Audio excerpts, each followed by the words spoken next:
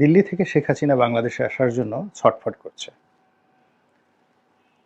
যদি আমাকে জিজ্ঞাসা করেন যে আপনি কথা জানলেন কি করে? শেখ হাসিনার সঙ্গে আপনার কোনো কথাবার্তা হয়েছে? বা তিনি কি আপনাকে ফোন করেছিলেন বা আপনি কি ফোন করেছিলেন? অথবা বর্তমান প্রেক্ষাপটে শেখ হাসিনার এত বড় দুঃসাহস হবে সে বাংলাদেশে আসবে? এটা কি ধরনের কথা? আপনি কেন মানুষকে কনফিউজড করেন?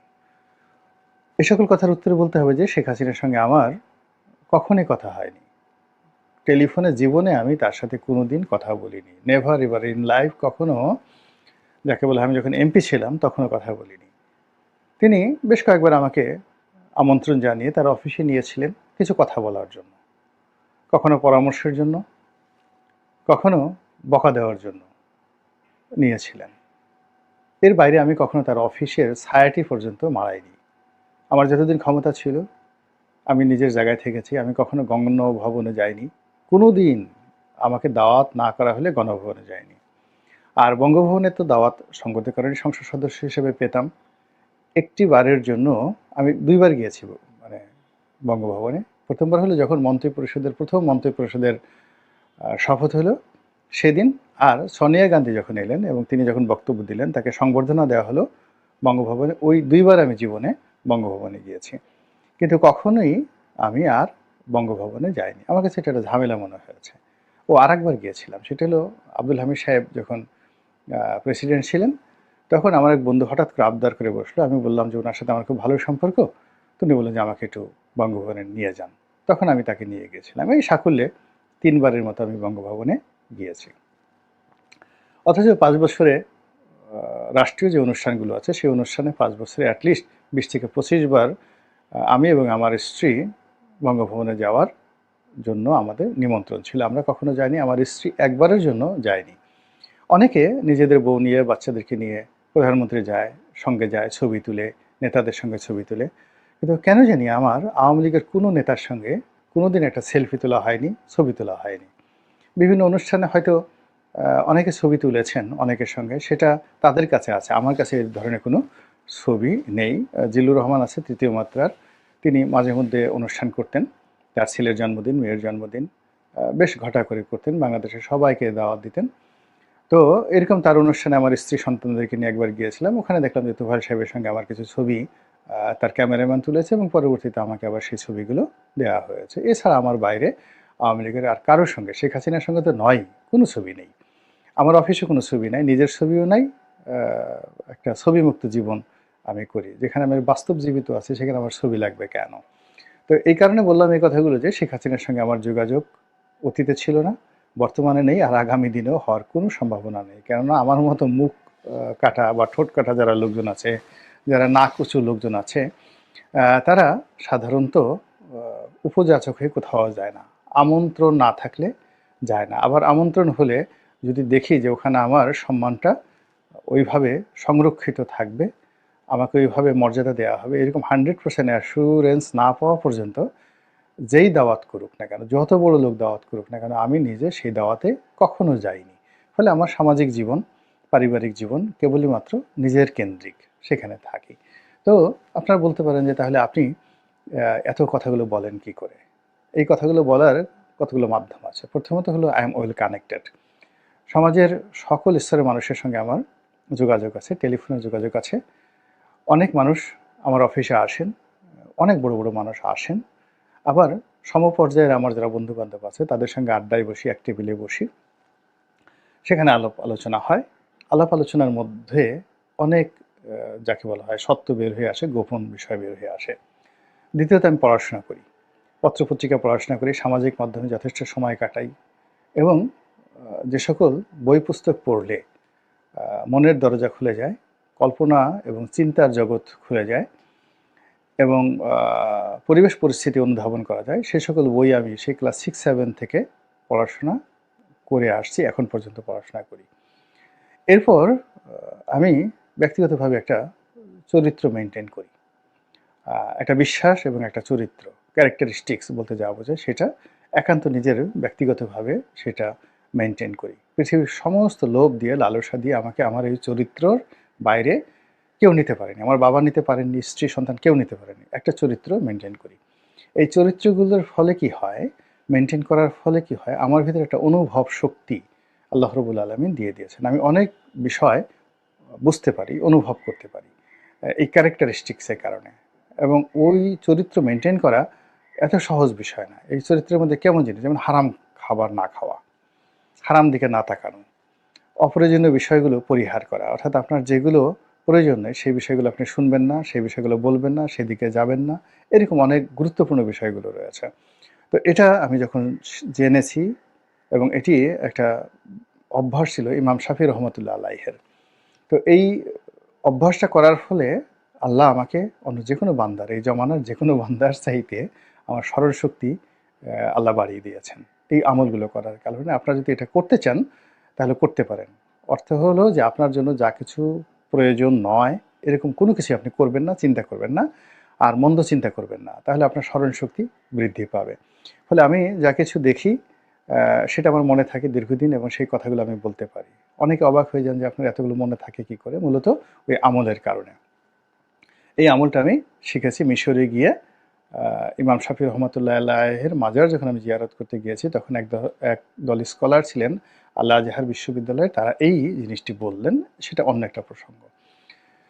এরপরে এই অভ্যাসগুলোর কারণে আমার যে পাঁচটি ইন্দ্রিয় আমাকে সাহায্য করে, পঞ্চেন্দ্রিয় সাহায্য করে। আমার শ্রবণ শক্তি, আমার চোখ, আমার চামড়া, আমার অনুভূতি সহযোগিতা করে। ফলে অনেক অনাহত বিষয় থেকে আমি নিজেকে রক্ষা করতে পারি। এবং অনেক 10 বছর 15 বছর আগে আল্লাহ রাব্বুল আলামিন আমার জীবনে আমাকে একটা সুযোগ করে দেন যে আমি 10 বছর পরে যে দুর্ঘটনাটি ঘটবে তার থেকে আমি 10 বছর আগেই নিজেকে আলাদা করতে পারি। ছোট্ট একটা উদাহরণ দিই। ধরুন 2014 সনে আমি আওয়ামী লীগের রাজনীতিতে কোন পর্যায়ে ছিলাম, শেখ হাসিনা এবং শেখ রেহানা আমাকে কি পরিমাণ স্নেহ করতেন, তারপরে জয় পুতুল থেকে শুরু করে তাপস পরশ, ওই পরিবারের যারা লোকজন ছিলেন প্রত্যেকটা মানুষের সঙ্গে আমার কি পরিমাণ সম্পর্ক ছিল, আওয়ামী লীগের যারা শীর্ষ নেতৃত্ব আছেন তাদের কাছে একটু জিজ্ঞাসা করে দেখতে পারেন। তো সেই আমি, যেখানে সালমান এফ রহমান সাহেবের মতো মানুষকে সঙ্গে কেউ এটা টু শব্দ করতে সাহস পেত না, তার মতো মানুষের সঙ্গে আমি একেবারে শেষ দিন পর্যন্ত প্রতিযোগিতা করে চলেছি।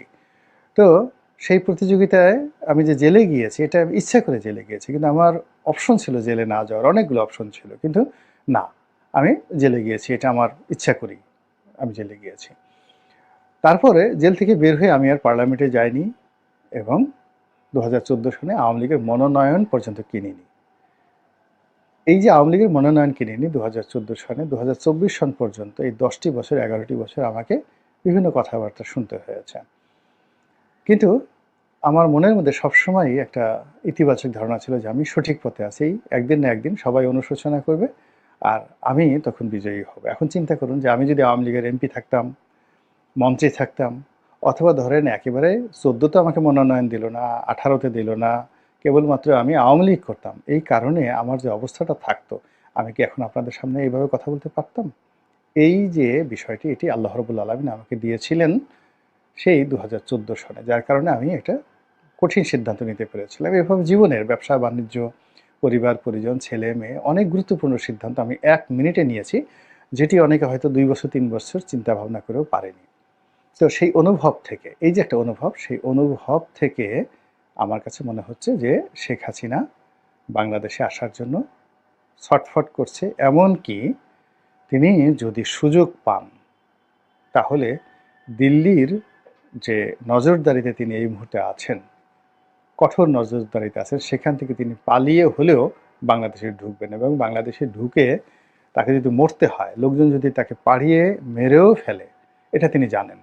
তার বাবাকে মেরেছে, তার পরিবারকে মেরেছে, তাকেও মারতে পারে, এটা তিনি জানেন। তারপরেও তিনি বাংলাদেশে আসার জন্য ছটফট করছেন। এখন প্রশ্ন হলো কেন করছেন, কিভাবে করছেন, সেটা নিয়ে আমি পরে আলোচনা করব। প্রথমত, শেখ হাসিনা ঝুঁকি নিতে পছন্দ করেন, তিনি সাহসী। তো তার সাহসের কতগুলো নমুনা আপনারা দেখতে পাবেন। যারা শেখ হাসিনার খুব ঘনিষ্ঠজন ছিলেন তারা কিন্তু 5 তারিখে তার কাছে গেছেন, 4 তারিখে, আগস্ট মাসের 4 তারিখে গেছেন, অনেকগুলো বিকল্প প্রস্তাব দিয়েছেন, ছাত্রদের সঙ্গে বসার, জরুরি অবস্থা জারি করার, মার্শাল ল দেওয়ার, ডক্টর মোহাম্মদ ইউনূসের সঙ্গে নেগোসিয়েশন করার, তারপরে ভারত চলে যাওয়ার, আরও অনেক কিছু। তিনি সবাইকে ধীর স্থিরভাবে বলেছেন, খুব ভয় পাচ্ছ, ভয় পেলে আমার কাছে আসবে না, ভয় পেলে আমার কাছে আসবে না, তোমরা যার যার অবস্থানে যদি পালাতে হয় তোমরা পালাও, আমাকে ইনফ্লুয়েন্স করার চেষ্টা করো না। তিনি তার সিদ্ধান্তে অটল ছিলেন। বোঝার চেষ্টা করুন।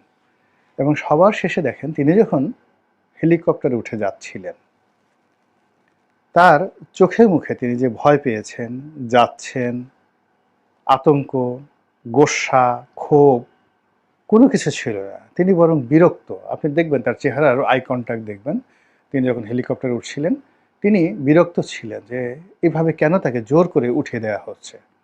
তিনি সেখানে শক্তি প্রয়োগ করার ক্ষমতা যদি থাকতো তার, তিনি সেই শক্তি প্রয়োগ করতেন। তিনি তার যারা আপন যারা লোকজন আছে তাদের প্রতি তিনি ঘৃণা পোষণ করেছেন, বিরক্ত প্রকাশ করেছেন। এটা চোখে মুখে দেখলেই বুঝতে পারবেন, কিন্তু তার মধ্যে কোনো আতঙ্কের কোনো ছাপ ছিল না। ৩ নম্বর হলো যে তার আপনজন যারা ছিলেন ওই মুহূর্তে শেষ পর্যায়ে যারা ছিলেন, তারা সবাই কেউ কাঁদছিলেন, কেউ আহাজারি করছিলেন। তিনি তাদের কারো দিকে তাকাচ্ছিলেন না। তার একজন মহিলা কর্মচারী ছিলেন বা সচিব ছিলেন, তো তিনি তাকে জড়িয়ে ধরে কান্না করার চেষ্টা করেছেন। শেখ হাসিনা তাকে সান্ত্বনা দিয়েছেন। একটু আবেগপ্রবণ না হয়ে তিনি ধীর এবং স্থিরভাবে হেলিকপ্টারে উঠে গেছেন। তো এই যে তার যে সাহস, এই সাহস তিনি যখন নিরাপদ, অর্থাৎ এতটা বিপদের মধ্যে, যেখানে বলা হচ্ছে আর ২০ মিনিটের মধ্যে জনগণ গণভবনে ঢুকে যাবে, এবং চারিদিকে তখন গণভবনে ঢোকার জন্য, দেয়াল ভাঙার জন্য তখন পিটানো হচ্ছে। আপনি গিয়ে দেখবেন যে গণভবনের অনেক ওয়াল ছিদ্র করা। তো সেই শব্দ শেখ হাসিনা শুনতে পাচ্ছেন, চারিদিকে লোকের আওয়াজ শুনতে পাচ্ছেন, কিন্তু তখনও তিনি ধীর স্থিরভাবে উঠে যাচ্ছেন। এটা একটা চারটিখানি বিষয় নয়। তার বাবারও এরকম সাহস ছিল। তাকে যখন গুলি করা হলো তার পূর্ব মুহূর্ত পর্যন্ত তিনি বীরের মতো দাঁড়িয়েছিলেন। যারা বলে যে তিনি ভয় পেয়ে পশ্চিম পাকিস্তানে আশ্রয় নিয়েছেন, তাদেরকে বলবো যে তাকে যারা গুলি করেছেন তাদের নিকট শেখ মুজিবুর রহমান, বঙ্গবন্ধু শেখ মুজিবুর রহমানের সাহস সম্পর্কে জানার চেষ্টা করেন। একজন মানুষ, তিনি আলটিমেটলি জেনে গেছে যে তার সন্তানকে মেরে ফেলছে, স্ত্রীকে মেরে ফেলছে, পরিবারের সবাইকে মেরে ফেলা হয়েছে। একেবারে হি ওয়াজ দ্য লাস্ট ম্যান, এক ব্যক্তি। ওই অবস্থাতে পাঞ্জাবি পরে, লুঙ্গি পরে, হাতে তার যে পাইপ সেটা ধরিয়ে পাইপ টানতে টানতে মনে হয় যেন কিছু ঘটে নাই। তোমরা কারা, কেন এসেছো, এত বড় সাহস, আমি দেশের প্রধানমন্ত্রী, আমার ঘরে এসেছো। আপনি আমি ওই অবস্থায় হলে হেগে দিতাম ঠিক মতো রুমের মধ্যে, চকির তলে পালিয়ে হেগে নিজের হাগু নিজে খেতাম। এখন বাইরে থেকে, দেশে থেকে যে সকল লোক শেখ মুজিবুর রহমানকে নিয়ে বাজে মন্তব্য করেন, তার সাহস নিয়ে, শক্তি নিয়ে, ওই লোকদেরকে যদি এরকম একটা অবস্থায় আয়না ঘরে নিয়ে সিট করে ফেলে দেওয়া হয়, মুহূর্তের মধ্যে দেখবেন যে পায়খানা করে দিয়েছে। তো কথা মুখ থাকলেই বলতে হয় না, বাস্তবতা হলো এরকম। এবং সেই যারা ছিলেন, মেজর মহিউদ্দিন, মেজর নূর, এই দুজন ছিলেন সেখানে। তারা অস্ত্র হাতে নিয়ে কাঁপছিলেন, খালি বলতেছেন বঙ্গবন্ধু স্যার, স্যার, স্যার, আপনি চলেন, আপনি চলেন। এবং 5 মিনিট সময় তিনি যদি পেতেন, মুহূর্তের মধ্যে ইতিহাস অন্যরকম হতে পারত। এই সময় শেখ ফজলুল হক মনির বাসায় হত্যাকাণ্ড ঘটিয়ে সুবেদার রিসালদার মসলিউদ্দিন তিনি ওই ভবনে ঢুকছেন। ঢুকে তিনি দেখেন যে বারান্দা দাঁড়িয়ে শেখ মুজিবুর রহমান, বঙ্গবন্ধু গালাগাল করছেন, ধমকাধমকি করছেন, আর মেশিন গান হাতে নিয়ে দুই মেজর কাঁপছে। তো তিনি, হি ওয়াজ এ সিরিয়াল কিলার, তিনি এই পরিস্থিতি বুঝতে পারেন। তিনি আর বার্গেনিংয়ে না জড়িয়ে ইউ ব্লাডি এই কথা বলে তিনি ওপেন ফায়ার করে দিলেন সঙ্গে সঙ্গে 1 সেকেন্ডের মধ্যে। এই হলো মূল কাহিনী। তো যে লোক অস্ত্রের সামনে দাঁড়িয়ে এইভাবে কথা বলতে পারে, সে পাকিস্তান আর্মিকে ডেকে নিয়ে পুরো স্ত্রীর পুত্র সন্তানকে অরক্ষিত রেখে তিনি পাকিস্তানে পালিয়ে যাবেন, এর সাথে নির্বোধ চিন্তা আর পৃথিবীতে হতে পারে না। যা হোক, শেখ হাসিনা সেই বঙ্গবন্ধুর কন্যা, সেই বঙ্গবন্ধুর কন্যা। তো কাজেই তার সাহস নিয়ে দুনিয়ার সব মানুষ সন্দেহ পোষণ করতে পারে, আমি সন্দেহ পোষণ করব না। আমি নিজে দেখেছি আমাদের দক্ষিণাঞ্চলে, আগুনমুখা নদী আছে, একটা জায়গা আছে, 5টা নদীর স্রোত সেখানে গিয়ে ভয়ঙ্কর একটা অবস্থা তৈরি করে, আগুনমুখা নদী। সেই আগুনমুখা নদীর সেই জায়গাতে এখনও মানুষ বড় লঞ্চ দূরের কাছে, জাহাজ নিয়েও যেতে সাহস পায় না। আমি একবার সেখানে যাচ্ছিলাম, যাচ্ছিলাম অনেক দূরে, আগুনমুখা নদী যে জায়গাটাতে ওই গোল চক্করটা হয়, মানে যেখানে গোল হয় তার থেকে বহু দূর দিয়ে সোনারচরে যাচ্ছিলাম। আমি যখন শুনলাম যে কাছাকাছি আগুনমুখা, আমার ভয় লাগলো। কিন্তু শেখ হাসিনা সেই বর্ষাকালে সেই আগুনমুখা নদীর ওই জায়গা দিয়ে স্পিড বোর্ড নিয়ে লাইফ জ্যাকেট ছাড়া তিনি ওইখান দিয়ে পার হয়ে গেছেন।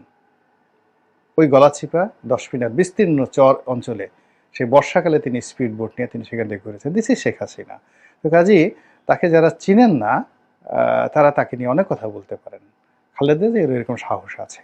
খালেদা জিয়া সে সাহসীটা আর একটা ব্যাপার, সেদিন আর একদিন বলবো। তো আমি যেটা বলছি যে তিনি সেখান থেকে আসার জন্য ছটফট করছেন এবং তিনি আসার মতো তার সাহস আছে, শক্তি আছে, এবং 111-এর সময় তিনি সেই কাজগুলো করেছেন। তিনি সমস্ত দেশ জাতিকে, মঈনুদ্দিন ফখরুদ্দিনকে চ্যালেঞ্জ জানিয়ে, সমস্ত রাষ্ট্রশক্তিকে চ্যালেঞ্জ জানিয়ে বাংলাদেশে এসেছেন এবং বাংলাদেশে এসে তিনি গ্রেপ্তার বরণ করেছেন।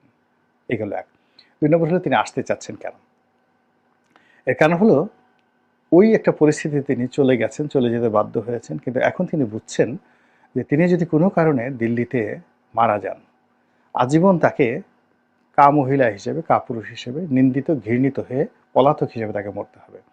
তিনি যদি বাংলাদেশে জোর করে আসে ঢুকেন, গ্রেপ্তার বরণ করেন, লোকজন তাকে মেরে ফেলে, তারপর তার যদি ফাঁসি হয়, তবুও তিনি বহু বহু মানুষের কাছে বীর হিসাবে, রাষ্ট্রনায়িকা হিসেবে তিনি বেঁচে থাকবেন। তো তার এই জীবনের শেষ পর্যায়ে এসে তিনি এই কাজ তিনি করতে পারেন না। থার্ডলি হলো দীর্ঘদিন ধরে, বিশেষ করে 75 15 আগস্টের পরে তার মধ্যে একটা বিশ্বাস জন্ম নিয়েছে আল্লাহ রাব্বুল আলামিন তাকে বাঁচিয়ে রেখেছেন নির্দিষ্ট কিছু কর্ম করার জন্য। যতদিন পর্যন্ত তিনি সেই কর্ম না করবেন ততদিন পর্যন্ত তিনি মরবেন না। যারা তার আপনজন তারা জানেন যে তিনি সেই বিশ্বাসটা ধারণ করছেন, এবং এখনও দেখেন যত কথাবার্তা বলে সব কথার মধ্যে তিনি সেই হুঙ্কারটা দেন যে আল্লাহ আমাকে বাঁচিয়ে রেখেছেন বিশেষ কিছু কর্ম করার জন্য। তো এই বিশ্বাস যতক্ষণ পর্যন্ত একটা মানুষের থাকে, সে 20 বার 25 বার পরাজিত হলেও তার জীবনে কিছু আসে যায় না। এরপর তার উপর অতীতে যে জুলুম চলেছে, অত্যাচার চলেছে, কষ্ট চলেছে, 75-এর পরে তার জীবনে যে দুর্বিষহ যন্ত্রণায় গেছে, 21শে আগস্টের গ্রেনেড হামলা তার উপর যেভাবে হয়েছে, চট্টগ্রামে যেভাবে তার উপর সরাসরি গুলি করে 18 জন মানুষকে মেরে ফেলা হয়েছে, এরকম অসংখ্য ঘটনা, কিংবা কর্নেল ফারুক, কর্নেল রশিদ যেভাবে লোক পাঠিয়ে 32 নম্বরে সরাসরি তার বাড়িতে গিয়ে ঢুকে গুলি করে, সেদিন যদি তিনি থাকতেন, ভাগ্য ভালো, যদি থাকতেন তাকে মেরে ফেলার জন্য লোক পাঠিয়েছিল কর্নেল ফারুক এবং কর্নেল রশিদ। এর সাথে জমানাতে তারা এমপি হয়েছিলেন।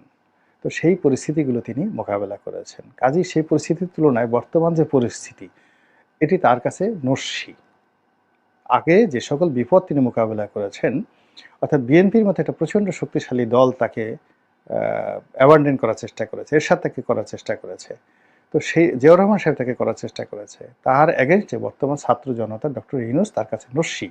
কাজেই তিনি আসার জন্য ছটফট করবেন এবং তার মনে একটা আশা থাকবে যে তিনি বিজয়ী হবেন। এবং যেহেতু তিনি যে কাজগুলো করেছেন, গোপন কাজগুলো করেছেন, সেই গোপন কাজগুলো যেমন খুন খারাপই আছে, তার সঙ্গে সঙ্গে ভালো কাজগুলো আছে। তো একাকী তিনি যখন চিন্তা করেন, তার গোপন কুকর্মের সংখ্যা যদি বেশি হতো তিনি বড় কথা বলতে পারতেন না, কেউ পারে না। আর যখন একাকী হিসাব করে যে আমি 10টা মন্দ কাজ করেছি, 25টা ভালো কাজ করেছি, তখন তার মধ্যে এক ধরনের সাকসিয়াত পয়দা হয়ে যায়। তো তার যে কণ্ঠস্বর, সেই কণ্ঠস্বর শুনে মনে হচ্ছে যে তিনি খুব সহজে ছাড়বেন না, আসার চেষ্টা করবেন। কিন্তু দিল্লি এখানে তাকে নিয়ে খেলছে, দিল্লি তাকে এখান থেকে উঠিয়ে নিয়ে গেছে কৌশল করে। নচেৎ তিনি যদি বাংলাদেশে থাকতে চাইতেন, থাকার তার জায়গা ছিল। তিনি যদি জিদ ধরতেন, তাহলে তাকে জেলখানায় নিতে বাধ্য ছিল, তাকে প্রোটেকশন দিতে সেনাবাহিনী বাধ্য ছিল, আদারওয়াইজ সেনাবাহিনীর অস্তিত্ব থাকতো না। ওই দিন হেলিকপ্টারে বলে ঠিক আছে, তারা ওখান থেকে নিয়ে গেল, মহেন্দ্র রাজা পাকশেকেও নিয়ে যাওয়া হয়েছিল, কিন্তু আবার সেনাবাহিনী তাকে ক্যান্টনমেন্টে রেখে ফেরত নিয়ে আসছে। বাংলাদেশের যে আইন ছিল, কানুন ছিল, সেনাবাহিনী তাকে ওখানে ফেলে যেতে পারতো না। তো তাকে যে কৌশল নেওয়া হয়েছে বিদেশে, এই নেওয়ার পেছনে অনেক নাটক ছিল, অনেক কৌশল ছিল, অনেক চক্রান্ত ছিল। যে চক্রান্ত রাতারাতি তিনি একা ওই মুহূর্তে মোকাবেলা করতে পারেননি, এবং সেই চক্রান্তের অংশ হিসেবে কিন্তু এখন তাকে হাতে রেখে দিল্লি বার্গেনিং করছে, বিএনপির সঙ্গে বার্গেনিং করছে, ডক্টর ইউনূসের সঙ্গে বার্গেনিং করছে, শেখ হাসিনার সঙ্গে বার্গেনিং করছে, আওয়ামী লীগের সঙ্গে বার্গেনিং করছে এবং শেখ হাসিনা এই সুযোগটা দিতে চাচ্ছে না। আর তার জন্য সে প্রাণান্ত চেষ্টা করছে, ছটফট করছে বাংলাদেশে আসার জন্য। আল্লাহ ভালো জানেন, বললাম তো আগেই, একান্ত অনুভব থেকে কথাগুলো বললাম।